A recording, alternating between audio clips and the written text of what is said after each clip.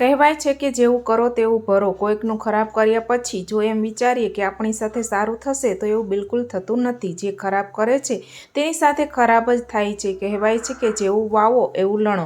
મારું નામ નિધિ છે। હું એક મિડલ ક્લાસ પરિવારની ભણેલી ગણેલી છું। મારું ભણવાનું પૂરું થતાં જ મારા મમ્મી પપ્પાએ મારા માટે છોકરો શોધવાનું શરૂ કરી દીધું। મારા માટે છોકરાનું માંગવું આવ્યું જેનું નામ રાજેશ હતું। બંને પરિવારની રજામંદીથી અમારા લગ્ન થઈ ગયા અને હું વિદા થઈને પોતાના સાસરે આવી। મારા સાસરામાં મારા પતિ સિવાય તેમની એક ભાભી પણ રહેતી હતી।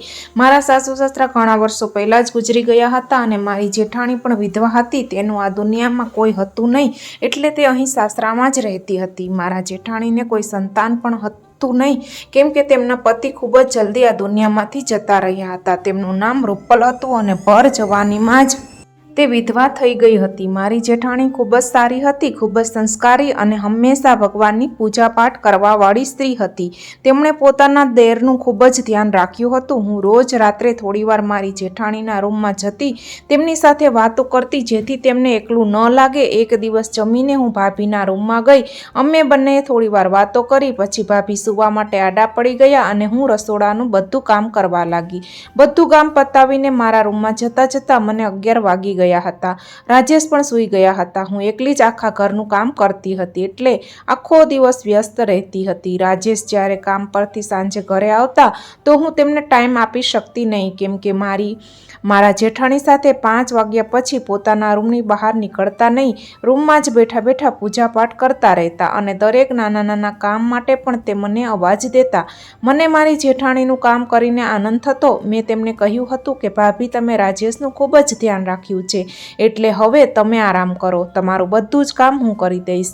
મારી વાત સાંભળીને તે ખૂબ જ ખુશ થયા હતા અને મને આશીર્વાદ આપવા લાગ્યા। મારા લગ્નને 2 વર્ષ થઈ ગયા હતા છતાં હજી મારે બાળક થતું ન હતું। રાજેશ મારા ભાભીનું ખૂબ જ ધ્યાન રાખતા। તેમણે મને કહી રાખ્યું હતું કે જો તું મને ખુશ જોવા માંગતી હોય તો મારી ભાભીને ખુશ તું રાખજે। એટલે હું હંમેશા મારી જેઠાણીનું ધ્યાન રાખતી। પણ પછી એક દિવસ કંઈક એવું થયું જેથી મારા અને મારી જેઠાણી વચ્ચેના સંબંધો મુરઝાઈ ગયા। એક દિવસ બધું કામ પતાવીને હું 11 વાગે રૂમમાં સૂવા ગઈ। આખો દિવસ થાકેલી હતી છતાં મને નીંદર આવતી નહોતી। પડખા ફરતા ફરતા રાતના 3 વાગી ગયા પણ મને નીંદર આવી નહીં એટલે હું ઊભી થઈને રૂમની બહાર ગઈ। હું રસોડા તરફ પાણી પીવા જઈ રહી હતી ત્યારે મને મારી જેઠાણીના રૂમમાંથી કોઈ પુરુષના બોલવાનો અવાજ સંભળાયો। અચાનક જ મારા વધતા પગલાં રોકાઈ ગયા। એવું કેવી રીતે થઈ શકે કે મારી જેઠાણીના રૂમમાં કોઈ પુરુષના બોલવાનો અવાજ આવે? મને લાગ્યું કે કદાચ મારો વહેમ હોઈ શકે એટલે હું થોડીક વધારે રૂમની નજીક ગઈ પણ તે માણસે મારી જેઠાણીનું નામ લીધું એટલે હવે તો મને પાક્કો વિશ્વાસ થઈ ગયો હતો કે આ અવાજ મારી જેઠાણીના રૂમમાંથી જ આવી રહ્યો છે। એટલે હું ફરીવાર પોતાના રૂમમાં પાછી આવી ગઈ અને રાજેશને ઉઠાડવા લાગી। મેં તેમને ઉઠાડીને કહ્યું, ભાભીના રૂમમાંથી કોઈ પુરુષનો બોલવાનો અવાજ આવી રહ્યો છે। તેના રૂમમાં કોઈ પુરુષ આવ્યો છે। કદાચ તેમણે પોતાના કોઈ આશિકને ઘરે બોલાવ્યો હશે। તે પણ રાતના સમયે। શું મતલબ હોઈ શકે આટલી રાતે તેનો આવવાનો? રાજેશ એકદમ ગુસ્સામાં આવી ગયા અને કહેવા લાગ્યા, નિધિ, હું તારી જીભ કાપી નાખીશ જો તે મારી મા સમાન ભાભી પર કોઈ ખોટા આરોપ લગાવવાની કોશિશ કરી છે તો। એટલે સમજી વિચારીને મારા ભાભી માટે કંઈક બોલજે। મેં રાજેશનો હાથ પકડ્યો અને તેને બહાર ખેંચવા લાગી અને કહ્યું, એકવાર મારી સાથે હાલીને પોતાની આંખોથી બધું જોઈ લો। મેં એકદમ જ પોતાની જેઠાણીનો રૂમનો દરવાજો ખોલ્યો જેથી પેલા પુરુષને ભાગવાની કોઈ જ તક ના મળે। દરવાજો ખોલ્યા પછી હું અને રાજેશ એકબીજા સાથે સામે જોઈને હેરાન રહી ગયા કેમ કે મારી જેઠાણી ભગવાનની મૂર્તિની સામે હાથ જોડીને બેઠા હતા અને પ્રાર્થના કરી રહ્યા હતા। પછી જ્યારે તેમણે પાછળ વળીને જોયું તો અમને બંનેને જોઈને તે ગભરાઈ ગયા। મેં કહ્યું, ભાભી, હું તમારી પાસે માથાના દુખાવાની ગોળી લેવા આવી હતી, મારી પાસે નથી, કદાચ તમારા રૂમમાં હશે। રાજેશ ચૂપચાપ રૂમની બહાર જતા રહ્યા અને હું મારી જેઠાણીના રૂમમાં ચારે તરફ નજર ફેરવી રહી હતી કે આખરે બંધ રૂમમાંથી તે પુરુષ ક્યાં જઈ શકે। મારી જેઠાણી એકદમ ગુસ્સે થઈને કહેવા લાગ્યા, તું હવે અહીં શું કામે ઊભી છે? રાતે આવીને મારી પ્રાર્થનામાં ખલેલ પાડી દીધી. મારું મન તો તેમને જોઈને જ ખૂબ ડરી ગયું હતું. પહેલા દિવસથી જ મારી જેઠાણીએ મારા મનમાં તેમના માટે ડર બેસાડી દીધો હતો. મારી તેમને કંઈ પણ પૂછવાની હિંમત ક્યારેય થતી ન હતી. હું ડરતા પોતાના રૂમમાં જતી રહી. જેથી હું રૂમમાં અંદર દાખલ થઈ કે રાજેશે મારો ચહેરા પર એક થપ્પડ મારી દીધી. તે કહેવા લાગ્યા, મન તો થાય છે કે તને અત્યારે આ જ સમયે ઘરની બહાર કાઢી મૂકું. મેં તને પહેલી રાતે જ કહી દીધું હતું કે તારે મારા ભાભીનું ધ્યાન રાખવાનું છે અને ક્યારેય મેં મારા ભાભી વિશે કોઈ ઉલટી સીધી વાત સાંભળી લીધી તારા મોઢે તો તને હવે છોડીશ નહીં.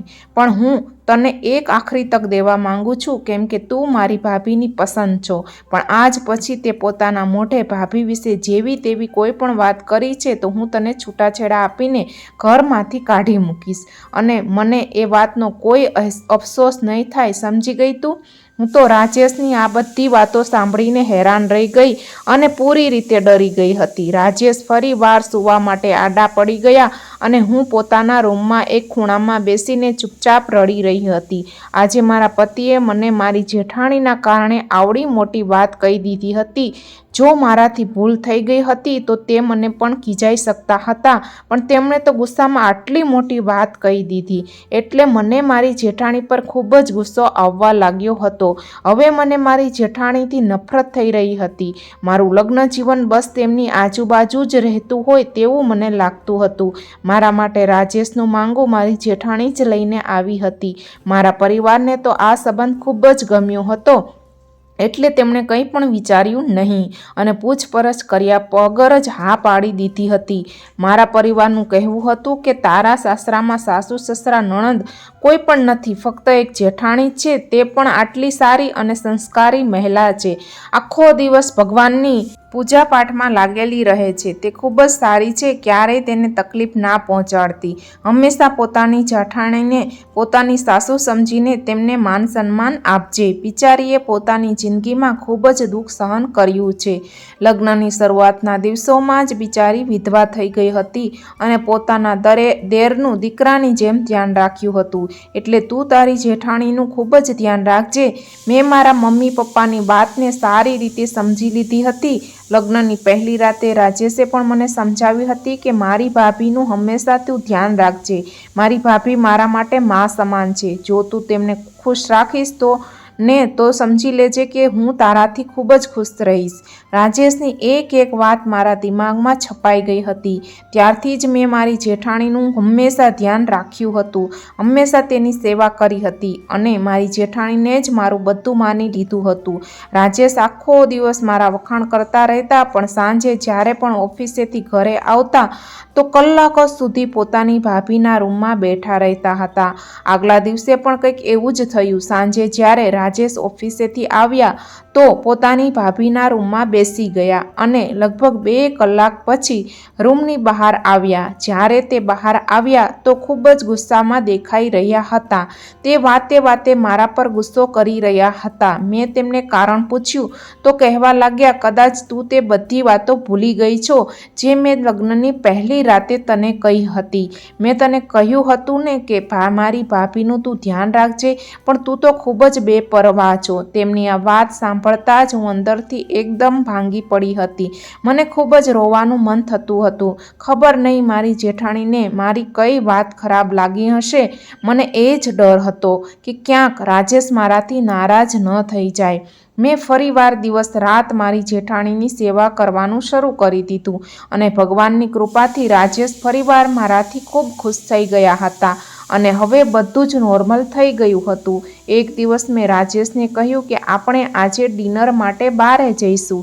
જ્યારથી અમારા લગ્ન થયા હતા અમે ક્યારેય બહાર ફરવા પણ ગયા નહોતા, કેમ કે રાજેશ ભાભીને એકલા મૂકીને ક્યાંય જવા માંગતા નહોતા. છતાં અમે બંને અમારી જિંદગીમાં ખૂબ જ ખુશ હતા. જ્યારે સાંજે રાજેશ ઓફિસેથી આવ્યા તો હું તૈયાર થઈને તેમની રાહ જોઈ રહી હતી. હું એકદમ સરસ તૈયાર થઈ ગઈ હતી. મેં બ્લેક કલરની સાડી પહેરી હતી અને તેમાં હું ખૂબ જ સુંદર લાગી રહી હતી. જ્યારે રાજેશ આવ્યા તો આવીને તરત જ ફ્રેશ થયા અને પછી અમે બંને ડિનર માટે નીકળી ગયા. રાજેશ મને સૌથી મોટા રેસ્ટોરન્ટમાં લઈ ગયા હતા. ત્યાં અમે બંનેએ ખૂબ જ એન્જોય કર્યું. ઘરે આવવાનું મન જ નહોતું થયું રહ્યું.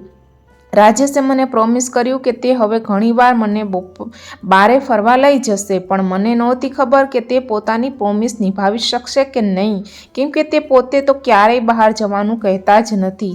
આ વખતે પણ તે મારા કહેવા પર જ ઘરની બહાર આવ્યા હતા.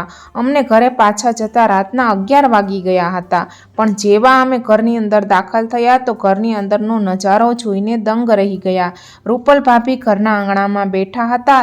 તેમના બંને હાથોમાં તેમના પતિનો ફોટો હતો. તે જોર જોરથી રડી રહ્યા હતા અને પોતાના પતિના ફોટાને જોઈને કહી રહ્યા હતા કે હવે તમારા ગયા પછી તો રાજેશ બદલી ગયો છે. રાજેશ એકદમ મારી સામે જોવા લાગ્યા. રાજેશે ભાભીના પગ પકડીને તેમની માફી માંગી. ત્યારે કંઈક તે શાંત થયા, પણ રાજેશનો ગુસ્સો વધી ગયો. તે ગુસ્સામાં આવીને મને કહેવા લાગ્યા, આખરે તું મારા ભાભીની પાછળ કેમ પડી છે અને મારી પાછળ મારી ભાભી સાથે કેવું વર્તન કરે છે? તે દર વખતે મારી પાસે તારી ફરિયાદ કરતી રહે છે. હું તો રાજેશની આ વાત સાંભળીને એકદમ ચોંકી ગઈ, કેમ કે ક્યારેય ભાભી સાથે મેં ખરાબ વર્તન કર્યું જ નહોતું. દિવસ રાત તેમની સેવામાં લાગેલી રહેતી હતી. મેં રાજેશને વિશ્વાસ અપાવ્યો કે મેં તેમની સાથે ક્યારેય ખરાબ વર્તન કર્યું જ નથી, પણ તે મારી વાત માનવા માટે તૈયાર જ નહોતા. પછી મેં તેમના માથે હાથ રાખીને તેમની કસમ ખાધી અને તેમને વિશ્વાસ અપાવવાની કોશિશ કરી કે હું હંમેશા ભાભીનું ખૂબ જ ધ્યાન રાખું છું.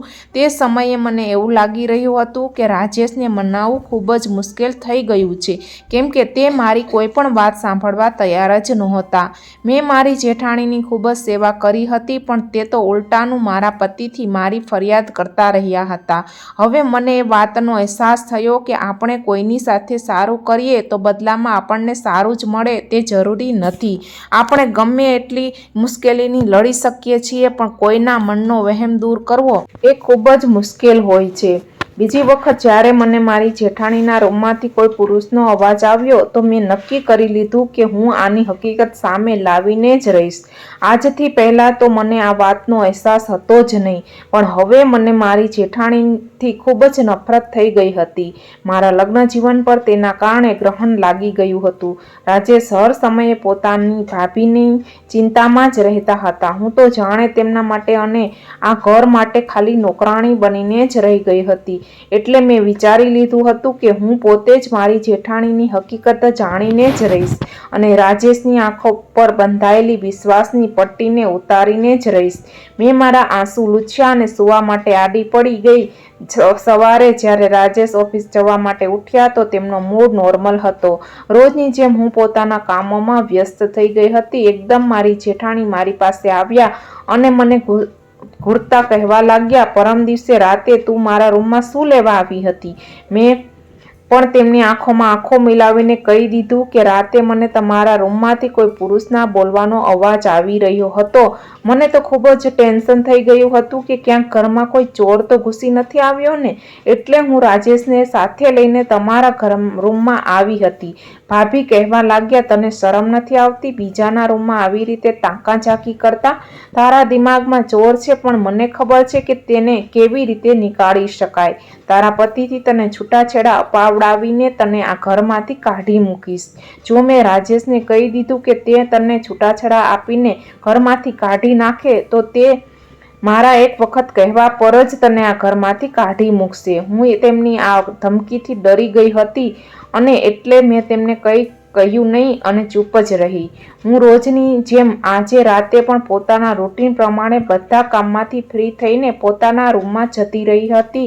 ત્યારે રોજની જેમ રાજેશ પણ સૂઈ ગયા હતા. હું પણ આડી પડી ગઈ. પછી જ્યારે રાતના 2 વાગ્યા તો હું ખૂબ જ હિંમત કરીને ચૂપચાપ ઉઠીને પોતાના રૂમની બહાર નીકળી, જેથી રાજેશને ખબર ન પડે. હું મારી જેઠાણીના રૂમ તરફ જઈ રહી હતી અને પોતાના કાન તેમના રૂમની બારીથી લગાડીને સાંભળવા લાગી.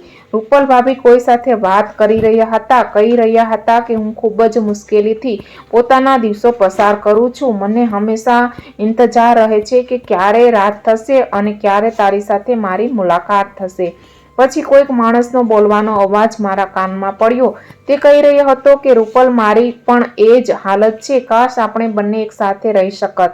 આટલું સાંભળીને હું પોતાના રૂમમાં પાછી આવી ગઈ, કેમ કે હવે મારી શંકા દૂર થઈ ગઈ હતી. મારી જેઠાણીનું કેરેક્ટર ખરેખર ખૂબ જ ખરાબ હતું. તે કોઈ સંસ્કારી મહિલા નહોતી, પણ સંસ્કારના નામે નાટક કરી રહી હતી. હવે હું મારી જેઠાણીનો અસલી ચહેરો મારા પતિને દેખાડવા માંગતી હતી, પણ તે કામ ખૂબ જ મુશ્કેલ લાગી રહ્યું હતું, કેમ કે તે પોતાની ભાભી પર આંધળો વિશ્વાસ કરતા હતા. તે તો પોતાની ભાભીને પોતાની માં સમજી બેઠા હતા અને એમ માનતા હતા કે તેમની ઉંમર વીતી ગઈ છે એટલે તે કોઈ પણ ખોટું કામ ના કરી શકે. સવારે જ્યારે રાજેશ ઉઠ્યા તો મારા પ્રત્યે તેમનું વર્તન એટલું બધું સારું નહોતું. તે વાતે વાતે મારા પર ગુસ્સે થઈ જતા હતા. મેં તેમને મનાવવાની ખૂબ જ કોશિશ કરી. ત્યારે ક્યાંક જઈને તેમનો મૂડ સારો થયો, પણ તે કહેવા લાગ્યા કે આજે પછી જો તે મારી ભાભી વિશે કોઈ પણ ખોટી વાત કરી છે તો હું સહન નહીં કરી શકું. ગુસ્સામાં જ હું તને છૂટાછેડા આપી દઈશ અને ઘરેથી પણ કાઢી મૂકીશ.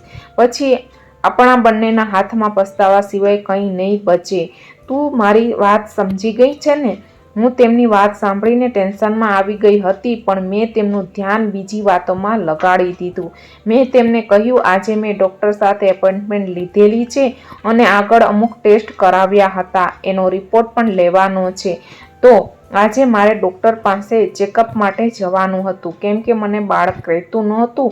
રાજેશ મારી આ વાત પર રાજી થઈ ગયા અને કહેવા લાગ્યા, ઠીક છે, સાંજે હું જલ્દી આવી જઈશ, તું તૈયાર રહેજે. હું સાંજે સરસ તૈયાર થઈને બેસી ગઈ અને રાજેશની રાહ જોવા લાગી.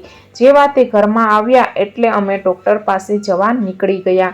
ડૉક્ટરે અમારા બંનેની સામે જોયું અને કહેવા લાગ્યા કે તમે બંને બાળક માટે ટ્રીટમેન્ટ શું કામ કરાવી રહ્યા છો, જ્યારે તમે બંને બાળક ઈચ્છતા જ નથી. મેં ડૉક્ટરની સામે ખૂબ જ હેરાનીથી જોયું અને તેમને પૂછ્યું કે તમે આ શું કહી રહ્યા છો? ડૉક્ટર કહેવા લાગ્યા, તમારા બંનેના રિપોર્ટથી ખબર પડે છે કે તમે બંને પ્રેગ્નન્સી રોકવા માટે થઈને કોઈક દવા લ્યો છો, પણ આવું કઈ રીતે થઈ શકે? હું તો આ વાત સાંભળીને હેરાન રહી ગઈ. અમારા બંનેના માથે તો જાણે આભ તૂટી પડ્યું. મેં રાજેશની તરફ શંકાભરી નજરે જોયું, પણ તે પણ મારી સામે શંકાભરી નજરે જોઈ રહ્યા હતા. તે પછી અમે બંને ઘરે પાછા આવવા નીકળી ગયા. ક્યાંક ફરવા ગયા નહીં. આખા રસ્તામાં અમે બંને એકબીજા સાથે કોઈ પણ વાત કરી નહીં. જ્યારે અમે અમારા ઘરની ગલીમાં વળ્યા તો રાજેશના બાઇકનું પેટ્રોલ ખતમ થઈ ગયું, એટલે અમે બંને ચાલીને ઘરે પહોંચ્યા. મેં જોયું કે ઘરનો દરવાજો તો ખુલ્લો જ હતો, અંદરથી કોઈક લોક લાગેલું નહોતું. અમે બંને જ્યારે ઘરની અંદર ગયા તો ભાભીના રૂમમાંથી તેમના બોલવાનો અવાજ આવી રહ્યો હતો, એટલે અમે બંને આંગણામાં જ રોકાઈ ગયા અને તેમની વાત સાંભળવાની કોશિશ કરવા લાગ્યા. ભાભી કહી રહ્યા હતા કે જલ્દી કરો, હું મારો સામાન પેક કરી ચૂકી છું. આજે હું આ ઘરને હંમેશા માટે છોડીને જતી રહીશ. ત્યારે જ કોઈ પુરુષનો અવાજ આવ્યો. તે કહી રહ્યો હતો કે રૂપલ, તારો દેર અને દેરાણી પાછા આવી જાય તે પહેલાં આપણે અહીંથી નીકળી જઈએ. અમે ચાલીને ઘરે આવ્યા હતા એટલે એમને ખબર પડી નહોતી કે અમે અંદર આવી ગયા છીએ. રાજેશ પણ આ બધી વાતો સાંભળી રહ્યો હતો. તેમની આંખોમાં તો જાણે લોહી ઉતરી આવ્યું હતું. તે ઝડપથી ભાભીના રૂમ તરફ ગયો અને જોરથી દરવાજાને ધક્કો માર્યો. અમે જેવા રૂમની અંદર ગયા તો ભાભીની સાથે એક માણસ પણ ઊભો હતો. રાજેશે તે માણસને કોલર પકડી લીધો અને તેને મારવાનું શરૂ કરી દીધું અને મારીને તેની હાલત ખરાબ કરી નાખી. ભાભી તે માણસને બચાવવાની પૂરેપૂરી કોશિશ કરી રહ્યા હતા. પછી તે કહેવા લાગ્યા, રાજેશ, એક વખત મારી વાત સાંભળી લે, આમને છોડી દે, તેમનો કંઈ જ વાંક નથી. ત્યારે રાજેશે આગળ વધીને પોતાની મા સમાન ભાભીના મોઢા પર એક જ થપ્પડ મારી દીધી. આ જોઈને મને ખૂબ જ ખુશી થઈ, કેમ કે આ મહિલા આટલા દિવસથી રાજેશને બેવકૂફ બનાવી રહી હતી. પેલો માણસ તો પલંગ પર પડી ગયો હતો અને ભાભી રડી રહ્યા હતા. હું થોડી ગભરાઈ ગઈ કે આખરે રાજેશ આજે પોતાની ભાભી પર હાથ કેવી રીતે ઉપાડી લીધો. ભાભી મારી પાસે આવ્યા અને મારી સામે હાથ જોડીને કહેવા લાગ્યા, નિધિ તું જ રાજેશને સમજાવ. ભગવાન માટે થઈને એક વખત મારી વાત સાંભળી લ્યો. મને એક વખત બોલવાની તક તો આપો. મને પણ ભાભી પર ખૂબ જ ગુસ્સો આવી રહ્યો હતો. મન તો થઈ રહ્યું હતું કે હું પણ તેને ધક્કો મારી દઉં અને આ ઘરમાંથી કાઢી મૂકું, પણ ભગવાનના નામે મેં તેમની વાત સાંભળવાનું નક્કી કરી લીધું. મેં રાજેશને પણ રોક્યા અને ભાભીને કહ્યું, કહો તમે શું કહેવા માંગો છો? તે કહેવા લાગ્યા કે છેલ્લા 3 વર્ષથી તેમનું અફેર આ માણસ સાથે ચાલી રહ્યું છે. જ્યારે તેમના પતિનું મૃત્યુ થઈ ગયું હતું ત્યાર પછી જ આ માણસે તેમને પ્રપોઝ કર્યું હતું. ભાભીએ કહ્યું કે આમનું નામ વિનોદ છે અને તે મારા લગ્ન પહેલાથી જ મને પસંદ કરતા હતા અને જ્યારથી તેને ખબર પડી કે તારા ભાઈ મરી ગયા છે ત્યારથી તે પરિવાર મને મળીને મારી સાથે લગ્ન કરવા માંગતા હતા. વિનોદની બહેન મારા ભાઈની પત્ની છે. મારા લગ્ન પહેલાં મેં વિનોદની બહેનને ખૂબ જ હેરાન કરી હતી. મેં મારી ભાભીની જિંદગીમાં ઝેર ઘોળ્યું હતું. હું મારા ભાઈને ભડકાવતી રહેતી જેથી મારો ભાઈ મારી ભાભીને ખરાબ રીતે પીટતો હતો. મારી ભાભી તો ખૂબ જ સારી, સમજદાર અને ડાય છોકરી હતી. મારા માતા પિતા તો બચપનમાં જ ગુજરી ગયા હતા. એક જ મારો નાનો ભાઈ જ હતો જે મને ખૂબ જ પ્રેમ કરતો હતો, પણ જ્યારથી વિનોદની બહેન સાથે તેને પ્રેમ થઈ ગયો હતો તે પોતાની બહેન પર ધ્યાન દેવાનું ભૂલી ગયો હતો. ત્યારથી જ મને મારી ભાભી એટલે કે વિનોદની બહેનથી નફરત થઈ ગઈ હતી. એટલે મેં તેને હેરાન કરવાનું શરૂ કરી દીધું હતું અને હું તેની નાની નાની ફરિયાદ કરતી રહેતી હતી. મારો ભાઈ મારી દરેક વાત માનતો એટલે મેં મારા ભાઈ સાથે ભાભીના છૂટાછેડા કરાવી દીધા અને પિયરમાંથી તેને કાઢી મૂકી. ત્યારબાદ મારા લગ્ન અહીં થઈ ગયા. મારો ઈરાદો હતો કે આ ઘર પર હું એકલી જ રાજ કરું, પણ મારા ભાગ્યમાં એ શક્ય નહોતું. મારા પતિ લગ્નના 8 મહિના પછી જ ગુજરી ગયા. એના પછી મેં વિચારી લીધું હતું કે હું આ ઘર છોડીને ક્યારેય નહીં જાઉં. આ ઘર પર એકલી જ રાજ કરવા માંગતી હતી, પણ બધા કહેતા કે તારે પોતાના દેરના લગ્ન કરાવવા જોઈએ. એટલે હું તેના માટે છોકરી શોધવા લાગી. મેં તને એટલા માટે પસંદ કરી હતી કેમ કે મને એમ હતું કે તું મારા દાબમાં રહીશ અને આ ઘરમાં મારું જ રાજ ચાલશે. તેના પછી તું આ ઘરમાં આવી ગઈ, પણ હું હંમેશા રાજેશ પાસે તારી ફરિયાદ કરતી રહેતી જેથી તે તારું કહ્યું ન કરે અને કહેતી કે તારા ઓફિસ ગયા પછી તારી ઘરવાળી મારી સાથે ખૂબ જ ખરાબ વર્તન કરે છે. વિનોદે મને કહ્યું કે જ્યારથી તેની બહેનના લગ્ન થયા હતા ત્યારથી તે મને પસંદ કરતો હતો અને મારી સાથે લગ્ન પણ કરવા માંગતો હતો, પણ તેની હિંમત થઈ નહોતી મને કહેવાની. જ્યારે તેને ખબર પડી કે મારો પતિ મરી ગયો છે ત્યાર પછી તેણે મને મળવાનું શરૂ કરી દીધું. ધીરે ધીરે મને વિનોદના પ્રેમનો અહેસાસ થવા લાગ્યો. એટલે મને પસ્તાવો થયો કે મારે તેની બહેન સાથે આવું ન કરવું જોઈતું હતું. જો મને પહેલાં જ ખબર હોત કે તે મને પ્રેમ કરે છે તો હું તેની બહેન સાથે ક્યારેય ખરાબ વર્તન ન કરત અને ખુશી ખુશી વિનોદ સાથે પોતાનું ઘર વસાવી લેત.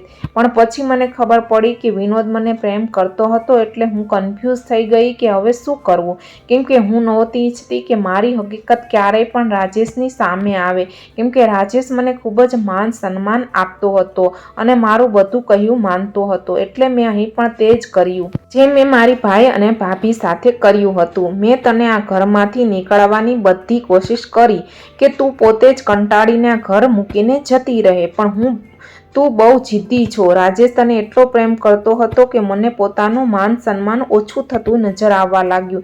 એટલે હું તમારા બંનેના જમવામાં ગર્ભનિરોધક ગોળીઓ ભેળવી નાખતી હતી, કેમ કે જો તમારું બાળક થાત તો રાજેશનું બધું ધ્યાન તમારા બંને પર જ રહેત અને મારી તરફ જરાય ધ્યાન તે ન દેત, કેમ કે હું એવી જિંદગી પસાર કરવા માંગતી નહોતી. કેમ કે વિધવાની કોઈ વેલ્યુ હોતી નથી, પણ હું એવું થવા દેવા નહોતી માંગતી. હું ઈચ્છતી હતી કે આ ઘરમાં મને માલકીન બનાવીને રાખવામાં આવે અને દરેક કામ મારી મરજી પ્રમાણે જ થાય. પણ ધીમે ધીમે વિનોદ સાથે મારી મુલાકાતો વધવા લાગી. હું મારા રૂમની બારી ખુલ્લી રાખતી હતી જેથી વિનોદ બારીમાંથી રૂમમાં આવી શકે અને અમે બંને રાત્રે એકબીજા સાથે વાતો કરતા રહીએ. અમે બંને લગ્ન કરવાનું નક્કી કરી લીધું હતું એટલે હવે હું વિનોદ સાથે આ ઘર છોડીને જઈ રહી છું. હું અને રાજેશ તો જાણે કાપે તો લોહી ન નીકળે એવી હાલતમાં હતા. મારી જેઠાણીએ તો મારી જિંદગીમાં ઝેર ઘોળવામાં કોઈ કસર બાકી રાખી ન હતી. મને તો તેમના પર ખૂબ જ ગુસ્સો આવી રહ્યો હતો. અમે બધા ચૂપચાપ ઊભા હતા. એટલી વારમાં વિનોદ બોલવા લાગ્યો, રૂપલ, તને શું લાગે છે હું તને પ્રેમ કરું છું? હું તો તને પ્રેમ કરવાનું ફક્ત નાટક કરી રહ્યો છું. હું તને અહીંથી ભગાડીને લઈ જાત અને ક્યાંક એકલી મૂકી દેત, કેમ કે હું મારી બહેનનો બદલો લેવા માંગતો હતો. અને તારા કારણે મારી બહેન આજે ઘરે બેઠી છે અને દિવસ રાત આંસુ વહાવી રહી છે.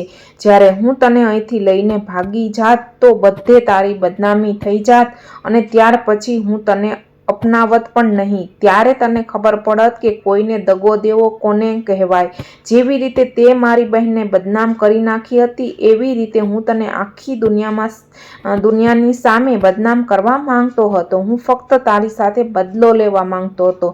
તારા જેવી સ્ત્રી સાથે હું ક્યારેય લગ્ન ન કરી શકું, જે બીજાનું ઘર વસતા જોઈ શકતી નથી.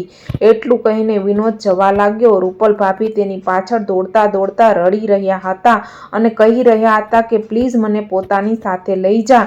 મેં તારી બહેન સાથે જે કંઈ પણ કર્યું તેના માટે મને માફ કરી દે અને મને અપનાવી લે. પણ વિનોદે તેની એક વાત સાંભળી નહીં અને તેને ધક્કો આપીને ઘરથી નીકળી ગયો. ત્યાર પછી રાજેશે ભાભીનો હાથ પકડીને તેમના રૂમમાં બંધ કરી દીધા. તે ખૂબ જ હેરાન હતા કે જેને પોતાની માં સમજતા હતા તે ભાભી તેની જિંદગીમાં ઝેર ઘોળી રહી હતી. આ ઘટનામાં એક અઠવાડિયા પછી રાજેશે ભાભીના લગ્ન એક 50 વર્ષના માણસ સાથે કરવાનું નક્કી કરી દીધું. ભાભી આ લગ્ન કરવા માટે તૈયાર નહોતા, પણ રાજેશે કહી દીધું કે મારા ભાઈ આ દુનિયામાં નથી, એટલે આ ઘર ઉપર અને આ મિલકતમાં તમારો કોઈ ભાગ નથી. એટલે હવે તમે આ ઘરમાં વધારે નહીં રહી શકો. હું તમને એકલા ક્યાંય મૂકી ન શકું, એટલે તમારા લગ્ન કરાવીને તમને અહીંથી મોકલાવવા માંગુ છું. હું નથી ઈચ્છતો કે તમારે એકલાએ જિંદગી વિતાવવી પડે, એટલે તમારા માટે સારું એ જ થશે કે ચૂપચાપ લગ્ન કરી લો અને ઘર વસાવી લો. હવે મારી જેઠાણી હાર માની ચૂકી હતી, એટલે તેમણે લગ્ન કરવાનું જ બરાબર લાગ્યું અને ચૂપચાપ તે માણસ સાથે લગ્ન કરી લીધા. તેમની વિદાય કરતી વખતે રાજેશે કહી દીધું કે આજ પછી તમારો અને મારો સંબંધ ખતમ થઈ ગયો છે. જો ત્યાંથી તમે પાછા મારા ઘરે આવ્યા તો આ ઘરમાં હું તમને રહેવા નહીં દઉં. આ ઘરના દરવાજા તમારા માટે હંમેશા માટે બંધ થઈ ગયા છે. ભાભી રડતા રડતા પોતાના પતિ સાથે જતા રહ્યા. ભાભીના ગયા પછી રાજેશે હાથ જોડીને મારી પણ માફી માંગી. મેં પણ તેને માફ કરી દીધા અને હવે હું રાજેશ સાથે ખૂબ ખુશ છું. થોડા સમય પછી જ મેં એક સુંદર એવી દીકરીને જન્મ આપ્યો અને અમારો પરિવાર પૂરો થઈ ગયો. માણસ જેવું કરે છે તેવું જ ભોગવે છે, એવું જ કંઈક મારી જેઠાણી સાથે થયું. તો વિડીયો ગમ્યો હોય તો પ્લીઝ લાઈક કરી દેજો અને મિત્રો સાથે જરૂરથી શેર કરજો. મળીએ નવા વિડીયો સાથે. ત્યાં સુધી જય શ્રી કૃષ્ણ.